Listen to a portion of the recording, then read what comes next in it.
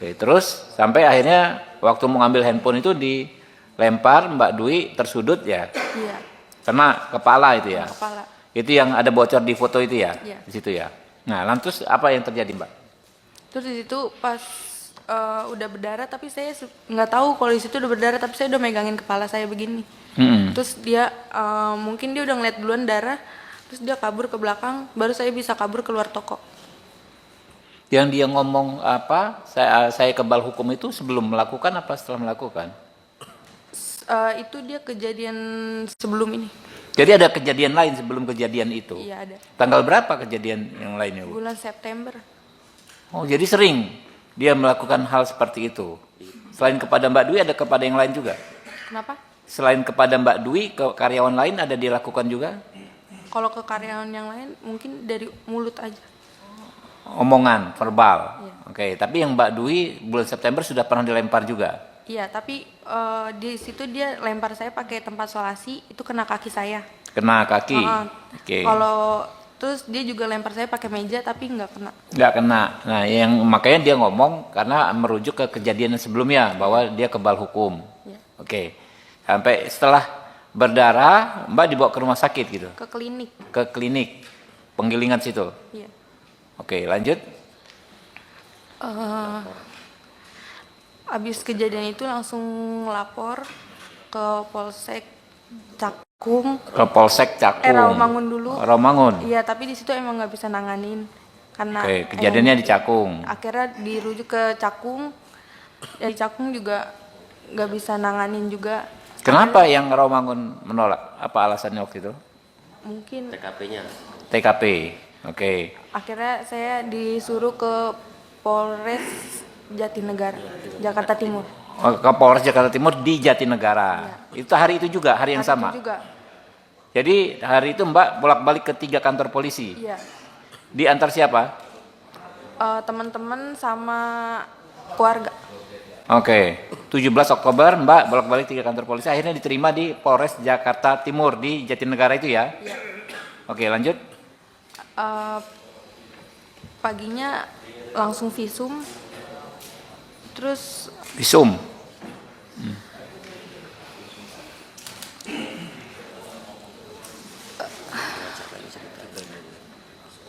ada cerita juga yang tentang pengacaranya.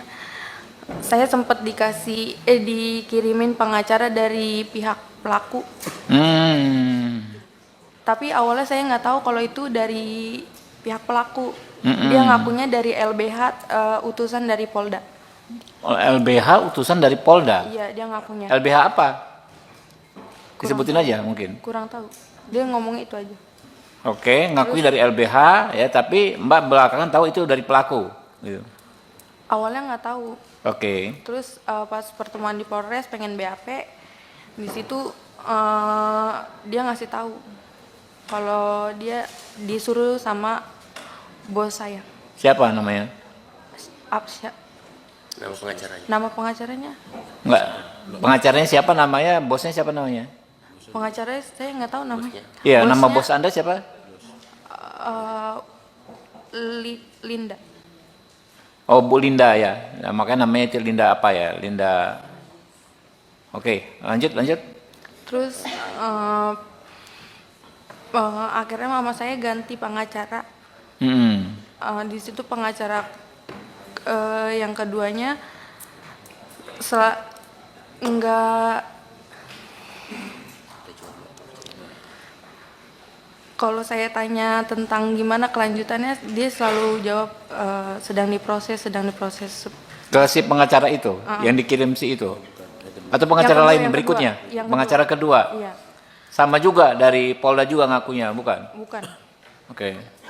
Di situ dia setiap ada info selalu ke rumah dan minta duit. Mama saya sampai jual motor. Jual motor? Iya. Motor satu-satunya. Ya Allah. Oke, lanjut.